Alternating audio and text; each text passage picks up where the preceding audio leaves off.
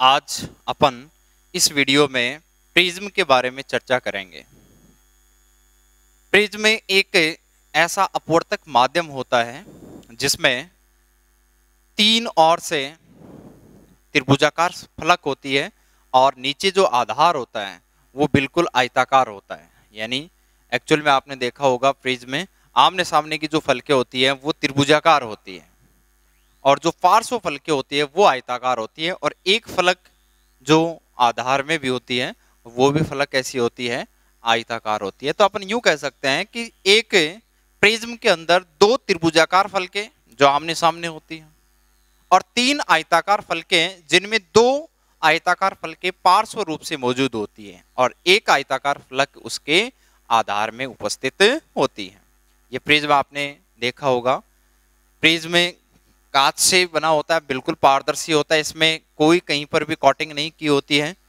तो देखो किस प्रकार से प्रिज्म से प्रकाश का अपवर्तन होता है। तो प्रिज्म का सबसे पहले तो मैं एक सिंपल डायग्राम आपके सामने बना रहा हूं। वास्तविक प्रिज्म बिल्कुल इस प्रकार का होता है।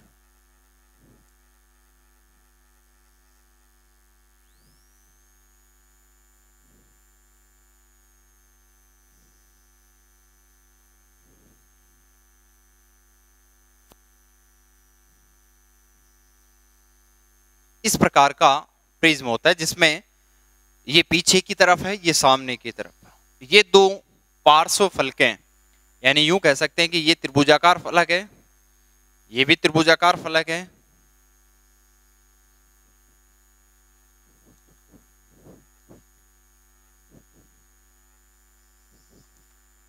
नंबर 3, 4 और जो आधार में है वो 5, यानी यूं कहें कि ये आधार वाली फलक है।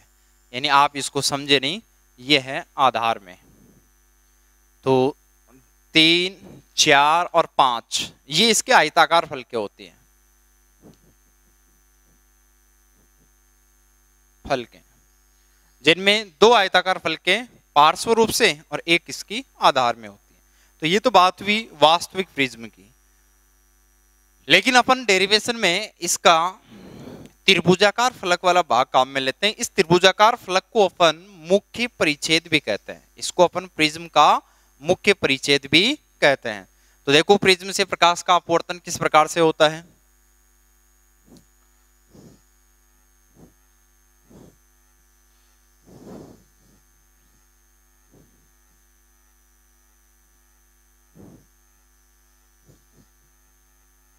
प्रिज्म से प्रकाश का अपवर्तन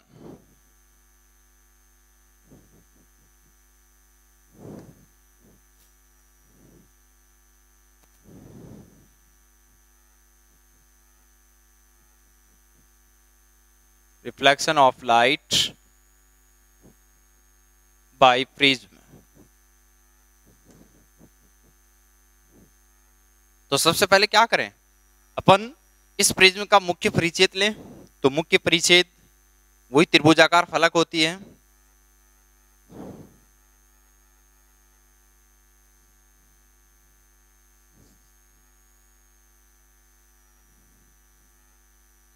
तो अपने पास में एक प्रिज्म है, ABC नाम दे देता हूं, और इसमें यहां पर एक कोण बनता है। इस कोण को अपन अपवर्तक कोण या प्रिज्म कोण कहते हैं। यानी जो पार्श्व फलकें होती हैं उनके बीच में एक कोण बनता है, उस कोण को अपन क्या बोलते हैं, प्रिज्म कोण। और वो पार्श्व फलकें इसमें आपको AB और AC के रूप में नजर आ रही होंगी। क्या करते हैं, सबसे पहले अपन एक प्रकाश किरण इसकी पार्श्व फलक AB पर आपतित करते हैं। यानी AB पर एक प्रकाश किरण इस प्रकार से आपतित हो रही है। अब आपतित किरण का आपतन कोण निर्धारित करने के लिए अपन क्या करते हैं, यहां पर एक अभिलंब तैयार करते हैं। जैसे कि यहां पर मैंने एक अभिलंब खींच दिया। जैसे ही प्रकाश किरण है, क्योंकि इधर क्या है, वायु है,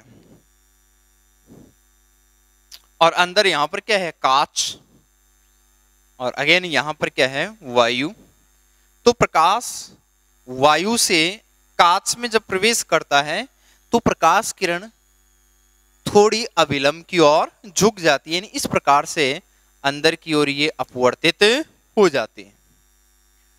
अब अंदर की ओर जो अपवर्तित किरण है वो इस एसी फलक के लिए आपतित किरण का काम करेगी। इसका मतलब एसी फलक से पुनः इसका क्या होगा, अपवर्तन होगा। तो मेरा कहने का मतलब है कि इस प्रकाश किरण का दोनों फलकों से 2 बार अपवर्तन होता है। तो दूसरी बार अपवर्तन में फिर अपन क्या करेंगे, आपतन कोण निर्धारित करेंगे। तो आपतन कोण निर्धारित करेंगे, यहां पर एक चीज और ध्यान दें, इस आपतन कोण को अपन आई से डिनोट करेंगे और यहां पर अपवर्तन कोण हो गया R1 और इस पर अविलंब खींचें तो अविलंब देखो इस प्रकार से बनेगा।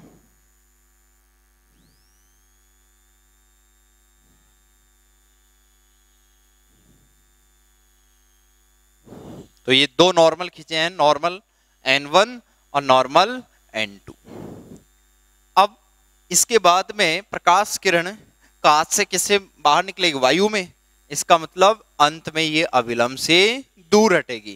कारण क्योंकि सघन से जब प्रकाश किरण विरल में जाती है तो उस समय प्रकाश का वेग बढ़ जाता है। इसका मतलब इस स्थिति में अविलंब से ये दूर हटेगी। तो यहाँ पर एक कोण बनता है, इस कोण को अपन कहते हैं निर्गत कोण E। ऐसे यहाँ पर आपतन कोण के रूप में ही होता है, लेकिन यहाँ पर इसको अपन R2 से दर्शाएंगे, क्योंकि इसको अपन ने R1 कह दिया तो ये अपने लिए क्या है, R2 है। आप देखो इसको थोड़ा सा मैं बड़ा लिख देता हूं।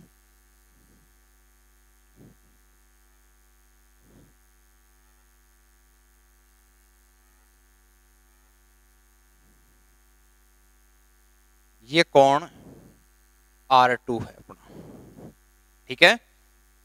अब देखो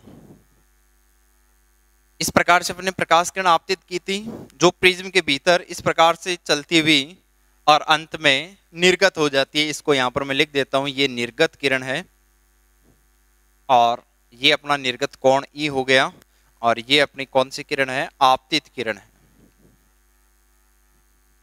अब देखो अगर इस आपतित किरण को पीछे की दिशा में बढ़ाया जाए और निर्गत किरण को भी अपन पीछे की दिशा में बढ़ाएं तो इन दोनों किरणों के कटान बिंदु पर एक कोण बनता है। उस कोण को अपन विचलन कोण कहते हैं।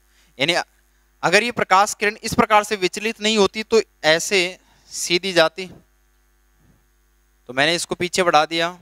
ऐसे निर्गत किरण को भी आप पीछे की दिशा में बढ़ाओ तो निर्गत किरण को पीछे की दिशा में बढ़ाने पर देखो इस प्रकार से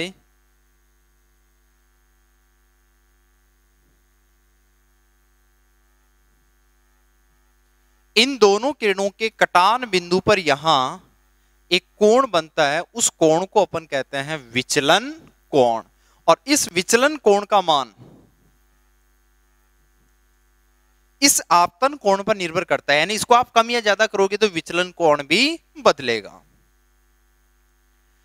तो इस डेरिवेशन में अपन विचलन कोण का न्यूनतम मान भी देखने वाले हैं। तो अपन डेरिवेशन की शुरुआत करते हैं।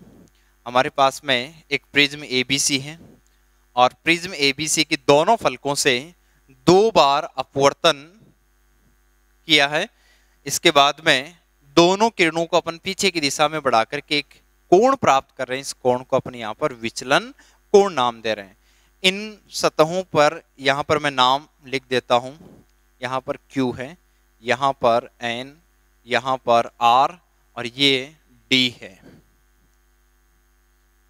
इनका जो कटान बिंदु है इसको मैंने यहाँ पर नाम दे दिया D। तो आप इस किरण चित्र को देखोगे तो आपको एक चतुर्भुज नजर आ रहा होगा AQNR। इस चतुर्भुज में अपन कह सकते हैं कि चतुर्भुज के चारों कोणों का योग किसके बराबर होता है, 360 डिग्री के। तो मैं यहां लिखूंगा चतुर्भुज AQNR में, चतुर्भुज है तो चतुर्भुज AQNR में अपन कह सकते हैं कि कोण A प्लस कोण Q प्लस कोण N प्लस कोण R और ये चारों कोणों का योग किसके बराबर होता है, 360 डिग्री के। क्योंकि चतुर्भुज है तो चतुर्भुज में चारों कोण किसके बराबर होते हैं? 360 डिग्री के बराबर होते हैं। अब इस डायग्राम को ध्यान से देखें तो यहां पर कोण Q और कोण R दोनों सतह पर AB और सतह AC पर अभिलंब खींचे गए हैं। इसका मतलब ये कोण Q और कोण R 90-90 डिग्री के होंगे। तो मैं यहां से कह सकता हूं कि कोण Q बराबर है कोण R के, और ये किसके बराबर है? 90 डिग्री के। तो जाहिर सी बात है कि कोण A और कोण N, इन दोनों का योग किसके बराबर होगा? 180 डिग्री के। अतः कोण A प्लस कोण N बराबर कितना होगा? 180 डिग्री। भाई आपको इस चतुर्भुज में चारों कोणों का योग कितना दिखाई दिया? 360। इसमें कोण Q और R ये फिक्स है, कितने कितने डिग्री के होंगे? 90-90। तो 180 तो इन दोनों का ही हो गया। तो अपन यही कह सकते हैं कि कोण A और N इन दोनों का योग किसके बराबर हो गया? 180 के। मैं इसको समीकरण नंबर 1 डाल देता हूं। अब इसमें आपको एक त्रिभुज नजर आ रहा है QNR। तो इस त्रिभुज की सहायता से भी एक रिजल्ट निकलेगा यहां पर। त्रिभुज QNR में ध्यान दें, त्रिभुज QNR के अंदर दो अंतः कोण R1 और R2 हैं और ये कोण N है। त्रिभुज के तीनों अंतः कोणों का योग कितना होता है? 180 डिग्री होता है। तो मैं ये कह सकता हूं कि कोण R1 प्लस कोण R2 प्लस कोण N, इन तीनों का योग किसके बराबर होगा? 180 डिग्री के, क्योंकि त्रिभुज के तीनों अंतः कोणों का योग कितना होता है? 180। तो मैंने ये रिजल्ट लिख दिया। अब मैं इसको यहां पर समीकरण नंबर डाल देता हूं 2। समीकरण 1 और 2 की यहां पर तुलना करें। तो समीकरण 1 और 2 की तुलना से देखो क्या निष्कर्ष निकलेगा। तुलना अपन इसलिए कर रहे हैं क्योंकि इनके दाएं पक्ष इक्वल हैं। जब समीकरण के दाएं पक्ष इक्वल है तो अपन कह सकते हैं कि इनके बाएं पक्ष भी क्या होंगे? इक्वल होंगे। तो मैं यहां लिख देता हूं समीकरण 1 व 2 की तुलना से।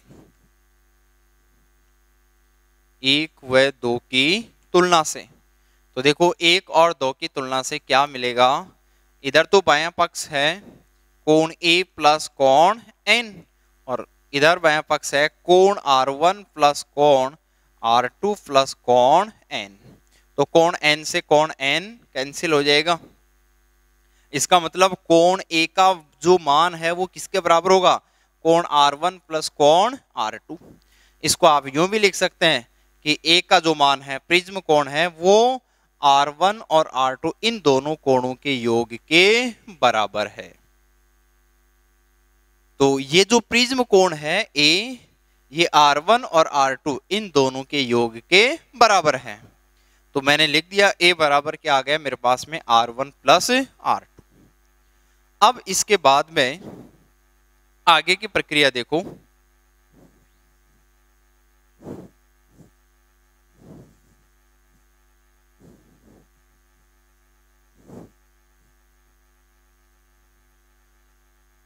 इसमें एक त्रिभुज और भी है, वो है त्रिभुज है QDR। तो मैं लिखूंगा कि त्रिभुज QDR में, इस त्रिभुज को ध्यान से देखना। इस त्रिभुज में QD भुजा को आगे बढ़ाने पर यह कोण विचलन कोण बन रहा है, और ये विचलन कोण इस त्रिभुज QDR का बहिष्कोण भी है। बहिष्कोण इसलिए हुआ है क्योंकि इस भुजा को आगे बढ़ाने पर ये कोण मिल रहा है। तो अपन कह सकते हैं कि किसी भी त्रिभुज का जो बहिष्कोण होता है वो शेष दो अंतः कोणों के योग के बराबर होता है। तो इसके शेष दो अंतः कोण कौन से हुए? इसका एक अंतः कोण तो ये हुआ, दूसरा अंतः कोण ये हुआ। इसका मतलब इन दोनों अंतः कोणों का मान मेरे पास में आ जाए तो मैं यहां पर विचलन कोण डेल का मान प्राप्त कर सकता हूं। तो आप इस विचलन कोण का मान कैसे प्राप्त करोगे? गणित में आप अच्छी तरह से जानते हैं कि इस प्रकार से दो रेखाएं होती हैं तो उनके बीच में ये बनने वाले कोण क्या होते हैं? शीर्षाभिमुख कोण होते हैं, आपस में क्या होते हैं? बराबर होते हैं। जैसे कि मैंने आपको अलग से डायग्राम बना करके बताया है, यहाँ पर ये कोण कितना है, आई है। फिर इस प्रकार से एक लाइन बीच में से होकर जा रही है और ये कोण R1 और ये कोण आपको मालूम करना है। तो ये कोण कितना होना चाहिए, I में से R1 को घटा दो तो I माइनस R1, तो आपको एक अंतःकोण तो मिल गया I माइनस R1। ऐसे ही E में से R2 को घटाओगे तो ये मिल जाएगा। तो देखो त्रिभुज QDR से मैं ये लिख सकता हूं कि डेल बराबर क्या होगा, एक तो कोण हो गया I माइनस R1 प्लस दूसरा अंतःकोण हो गया E माइनस R2। तो विचलन कोण डेल जो बहिष्कोण है और इस बहिष्कोण का मान शेष दो अंतःकोणों के योग के बराबर है। अगली प्रक्रिया देखो, या डेल बराबर I प्लस E माइनस इन दोनों में से कॉमन लें तो अंदर बच जाएगा R1 प्लस R2। अब R1 प्लस R2 वो समीकरण 3 से क्या लिख सकता हूं मैं, A। अभी अपने पास समीकरण 3 आई थी नीचे, तो समीकरण 3 से इसको मैं लिख सकता हूं डेल बराबर I plus E minus A। मैं थोड़ा समीकरण 3 को यहाँ साइड में लिख देता हूँ। समीकरण 3 ये थी अपने पास में, A बराबर R1 प्लस R2। तो इस समीकरण 3 से अपन R1 प्लस R2 को क्या लिख रहे हैं, A लिख रहे हैं। या फिर इसको ऐसे भी लिख सकते हो आप, डेल प्लस E बराबर हो गया I प्लस E, और ये समीकरण नंबर आ गई मेरे पास में 4। तो समीकरण 4 प्राप्त हो चुकी है। डेल प्लस E बराबर है I प्लस E। डेल अपना विचलन कोण है, A प्रिज्म कोण है, I आपतन कोण है, E निर्गत कोण है। अब देखो यहां पर प्रायोगिक रूप से ये देखा गया है कि इस आपतन कोण को अपन शून्य से बढ़ाना प्रारंभ करेंगे तो विचलन कोण में बदलाव आता है, और ये बदलाव प्रारंभ में थोड़ा कम होने वाला बदलाव है। फिर इसके बाद में अगर अपन आपतन कोण को एक निश्चित कोण के बाद में और बढ़ाएं तो फिर विचलन कोण घटता नहीं है, फिर विचलन कोण का मान लगातार इंक्रीज होता है, बढ़ता है। तो यहां पर ये प्रायोगिक रूप से स्पष्ट है कि आपतन कोण को अगर अपन शून्य से बढ़ाएं तो प्रारंभ में विचलन कोण लगातार कम होता है, और एक निश्चित कोण के बाद यानी आपतन कोण के एक विशेष मान पर फिर विचलन कोण घट करके क्या हो जाता है, न्यूनतम हो जाता है। उसको अपन कहते हैं न्यूनतम विचलन कोण की स्थिति। तो यहां पर न्यूनतम विचलन कोण की स्थिति तो हमें लास्ट में दर्शानी ही है, और न्यूनतम विचलन कोण की स्थिति के बाद में भी अगर अपन आपतन कोण को बढ़ाएं तो फिर विचलन कोण घट करके न्यूनतम तो हो ही गया। अब इसके बाद में विचलन कोण लगातार बढ़ता चला जाएगा। तो देखो इस प्रकार से अपन कह सकते हैं। इसमें एक ग्राफ भी यहाँ पर प्राप्त होता है, वो ग्राफ मैं आपको बताना चाह रहा हूं। तो सबसे पहले यहाँ पर वो ग्राफ दर्शा देता हूं।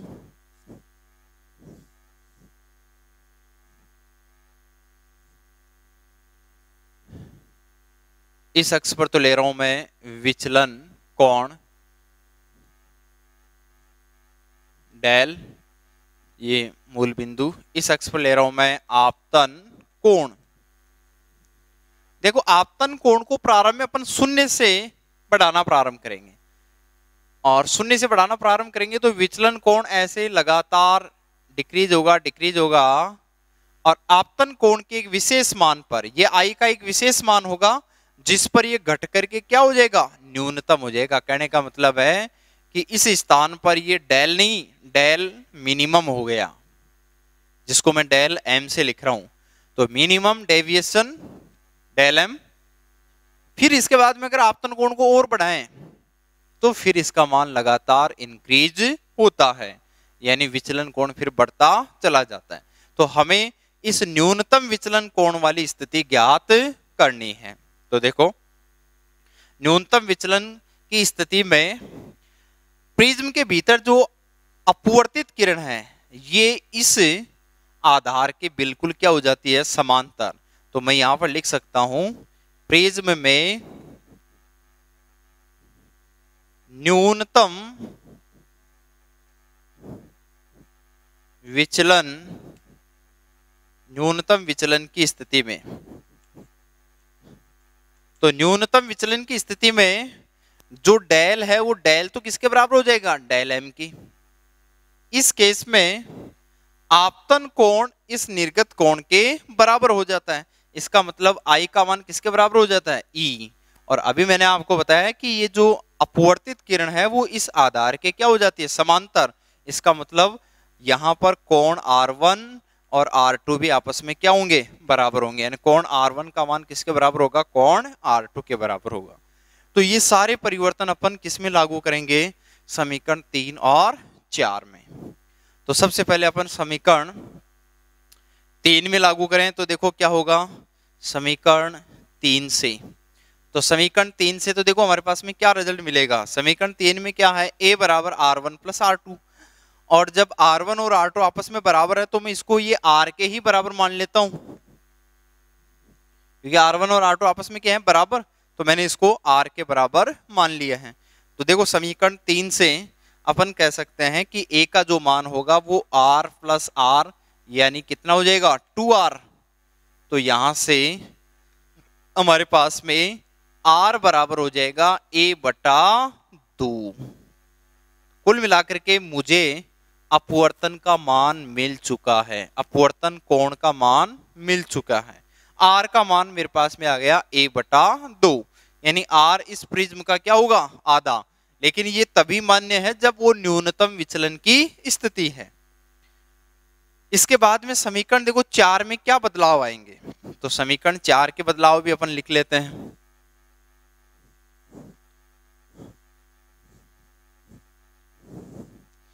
तो न्यूनतम विचलन की स्थिति में डेल को डेल एम के बराबर कर दिया, आपतन को निर्गत कोण के बराबर होता है, और अपवर्तन कोण R1 R2 आपस में क्या होंगे, बराबर। तो देखो समीकरण 4 में डेल के स्थान पर लिख देता हूं डेल एम प्लस ए बराबर, आई और ई भी आपस में बराबर हैं, तो मैंने या तो इन दोनों को आई के बराबर मान लो या फिर ई के बराबर मान लो। तो मैंने सपोज करो आई के बराबर मान लिया, तो आई प्लस आई, फिर यहां पर 2i हो गया ये, तो या करके लिख सकता हूं डेल एम प्लस ए बराबर कितना हो गया, 2i। तो यहां से i बराबर हो गया डेल एम प्लस ए बटा 2। ये मेरे पास में रिजल्ट आ गया समीकरण नंबर 6। देखो मैं समीकरण 5 में r का मान ज्ञात कर चुका हूं और समीकरण 6 में i का। और i और r के मान में क्यों ज्ञात करना चाह रहा था, क्योंकि यहां पर प्रकाश किरण का क्या हो रहा है, अपवर्तन हो रहा है। और अपवर्तन में अपन स्नेल का नियम अप्लाई करते हैं। तो स्नेल के नियम में आपको आपतन कोण और अपवर्तन कोण R की आवश्यकता पड़ेगी। तो यहां पर देखो आगे अपन इसको लिख देते हैं, स्नेल के नियम से। तो मैं यहां लिखूंगा स्नेल के नियम से। तो स्नेल का नियम क्या कहता है कि साइन आई बटा साइन आर बराबर एन, 1n2 भी आप लिख सकते हो। अब इसमें साइन आई यानी आई की वैल्यू हमारे पास में समीकरण 6 में है, और साइन आर, आर की वैल्यू हमारे पास में कहाँ है, समीकरण 5 में। तो 5 और 6 से आई और आर की वैल्यू इसमें पुट कर देंगे, तो रख दो। तो मैं यहां लिख दूंगा समीकरण 5 व 6 से। तो साइन आई का मान कितना है, डेल एम प्लस ए बटा 2 बटा साइन आर, आर का मान अभी था ए बटा 2 बराबर क्या आ गया, एन। अब इसके बाद में अपन क्या करेंगे, इसमें कुछ गणितीय प्रक्रिया अपनाएंगे। तो हमारे पास में देखो फॉर्मूला आ गया है, साइन डेल एम प्लस ए बटा 2 बटा साइन ए बटा 2 बराबर क्या है, एन। ध्यान दें ये भी अपने आप में एक फॉर्मूला है, इसको भी कई बार अपन न्यूमेरिकल्स में काम में लेते हैं। और कई बार आपको इतना ही डेराइव करवाता है, तो उस केस में आप इतना ही एग्जाम में हल करके आए। इसके बाद में अगर आपको न्यूनतम विचलन का ही फॉर्मूला पूछता है डेल एम, तो डेल एम को भी आप ज्ञात कर सकते हो। देखो कैसे, यदि प्रिज्म पतला है, प्रिज्म पतला है, यानी पतले प्रिज्म का मतलब है कि उसमें जो प्रिज्म कोण है वो 10 डिग्री से छोटा है, तो उस केस में क्या होगा, कोण अल्प होने की वजह से साइन डेल एम प्लस ए बटा 2 लगभग बराबर हो जाएगा डेल एम प्लस ए बटा 2 के, और साइन ए बाई 2 भी लगभग बराबर हो जाएगा ए बाई 2 के। तो मैं यहां पर लिख सकता हूं कि साइन डेल एम प्लस ए बटा 2 लगभग बराबर है डेल एम प्लस ए बटा 2 के। इसी प्रकार साइन ए बटा 2 भी लगभग बराबर हो जाएगा किसके, ए बटा 2 के। तो ये मान आप इस समीकरण में रखो, तो आपके पास में न्यूनतम विचलन का फॉर्मूला देखो इस प्रकार से मिलता है।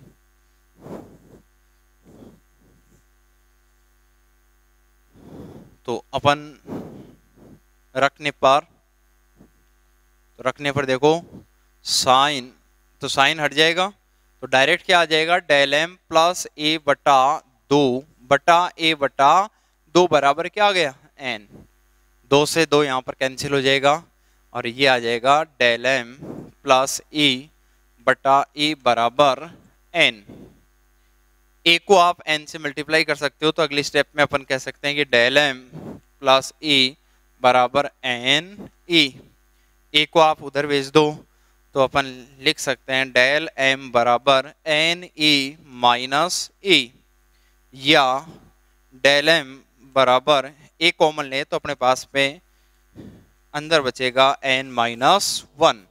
तो ये है हमारे पास में प्रिज्म से न्यूनतम विचलन कोण ज्ञात करने का सूत्र। तो न्यूनतम विचलन डेल एम बराबर प्राप्त होगा ए एन माइनस 1। ए इसमें प्रिज्म कोण है, एन यहाँ पर माध्यम का अपवर्तनांक है, और इसको अपन अप्लाई न्यूमेरिकल में भी करते हैं। बाकी मेन फॉर्मूला आपका ये है साइन डेल एम प्लस ए बटा 2 बटा साइन ए बटा 2 बराबर एन। इससे संबंधित अपन एक छोटा सा न्यूमेरिकल देखते हैं। अपने इस सवाल में जो अपवर्तनांक 1.5 है, इससे कोण का मान सही नहीं बैठेगा, इसलिए 1.5 को अपन चेंज करके लिख सकते हैं √3। इससे अपने पास में आगे कैलकुलेशन में कोई दिक्कत नहीं होगी। तो देखो इसको किस प्रकार से अपन करेंगे। तो अभी अपन ने फॉर्मूला देखा था साइन ए प्लस डेल एम बटा 2 बटा साइन ए बाई 2 बराबर क्या था, एन। तो यहां पर प्रश्नानुसार हमें क्या दे रखा है, प्रश्नानुसार डेल एम बराबर क्या दे रखा है, ए। तो अपन डेल एम के स्थान पर क्या रख देंगे, ए रख देंगे, और साथ में एन का मान कितना दे रखा है, √3। तो √3 रख देंगे। तो यहां से देखो हमारे पास में आ गया साइन ए प्लस ए बटा 2 बटा हो जाएगा साइन ए बटा 2 बराबर कितना हो गया, √3। अब इसको थोड़ा सा और आगे अपन सोल्व करेंगे, तो इस प्रकार से कर सकते हैं साइन 2a बटा 2, तो 2 से 2 कैंसिल हो जाएगा, तो हमारे पास में क्या आ जाएगा, साइन ए बटा 2 बराबर कितना हो गया, √3।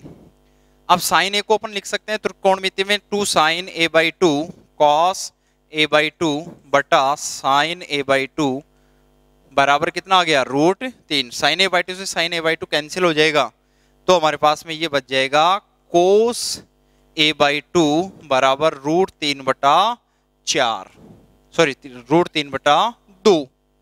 और √3 बटा 2 की वैल्यू अपन टेबल से अच्छी तरह जानते हैं। तो इसको देखो आगे अपन हल करें।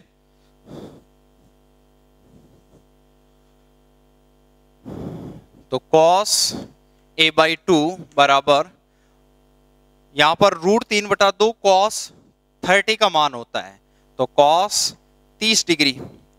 तो इसको अपन लिख सकते हैं कि यहाँ पर cos से cos कैंसिल हो जाएगा, तो a बाई 2 बराबर 30 डिग्री, तो a बराबर कितना आ गया, 60 डिग्री। इसका मतलब अपना प्रिज्म कोण कितने डिग्री होगा? 60 डिग्री होगा। तो ये था अपना सवाल। तो इसको अपन डायरेक्ट इस फॉर्मूले से हल नहीं कर पाएंगे, डेल एम बराबर म्यू माइनस 1 इंटू ए से। तो इस फॉर्मूले में थोड़ी मिस्टेक हो सकती है, तो अपना मेन फॉर्मूला अपना अप्लाई करके देखेंगे। ठीक है, ओके। नेक्स्ट वीडियो में अपन अगला टॉपिक देखेंगे।